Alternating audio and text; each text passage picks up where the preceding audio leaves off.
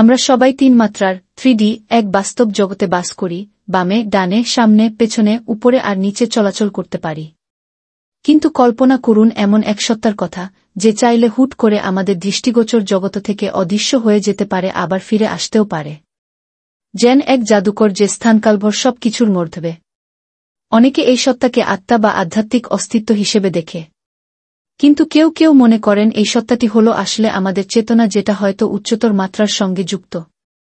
চেতনা নিয়ে বহু বছর ধরেই বিজ্ঞানীরা গবেষণা করছেন, কিন্তু এখনও নিশ্চিত করে কিছু বলা যায়নি। কেউ বলেন এটা মস্তিষ্কের স্নায়বিক সংযোগের ফল, আবার কেউ বলেন এটা জটিল কগনিটিভ অ্যালগোরিদম। কিন্তু কোনো তত্ত্বই এর আসল প্রকৃতি পুরো বোঝাতে পারেনি।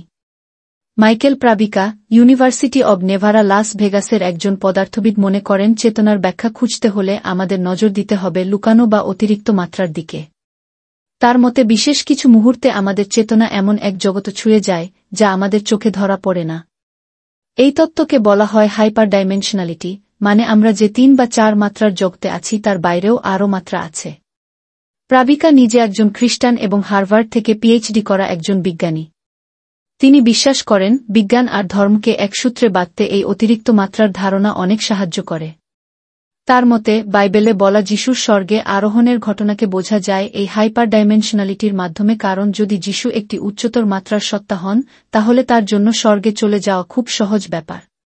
তিনি বলেন, যখন আমরা সৃষ্টিশীল কিছু করি, যেমন কবিতা লিখি, বিজ্ঞান নিয়ে ভাবি বা স্বপ্ন দেখি, তখন আমাদের চেতনা এই উচ্চমাত্রিক জগতের সঙ্গে যোগাযোগ করে। আর তখনই সেখান থেকে আমাদের মনে সৃজনশীলতার স্রোত এসে পড়ে। এই ধারণা কিছুটা স্ট্রিং থিওরির সঙ্গে মিলে যায়। স্ট্রিং থিওরি অনুযায়ী এই মহাবিশ্বের ক্ষুদ্রতম কণাও তৈরি হয়েছে ছোট ছোট স্পন্দিত স্ট্রিং দিয়ে, যা একাধিক লুকানো মাত্রায় কাঁপে। এই ধারণা মহাকর্ষ শক্তি, স্থানকাল বক্রতার ব্যাখ্যাতেও কাজে লাগে। তবে সবাই প্রাবিকার সঙ্গে একমত নন।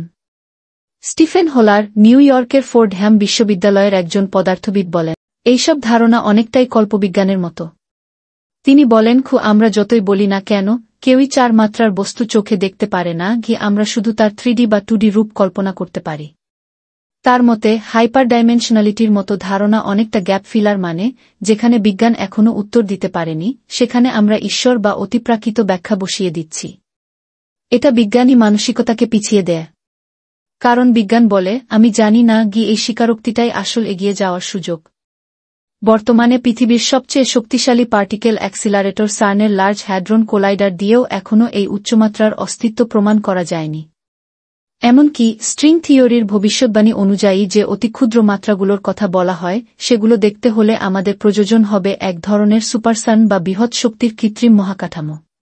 প্রাবিকা যদিও বিশ্বাস করেন তার সন্তানদের জীবদ্দশাতেই মানুষ এমন প্রযুক্তি তৈরি করতে পারবে, যা দিয়ে আমরা এই লুকানো মাত্রাগুলো আবিষ্কার করতে পারব, অর্থাৎ সেই প্রযুক্তি তৈরি করতে আর বেশিদিন সময় হয়তো লাগবে না।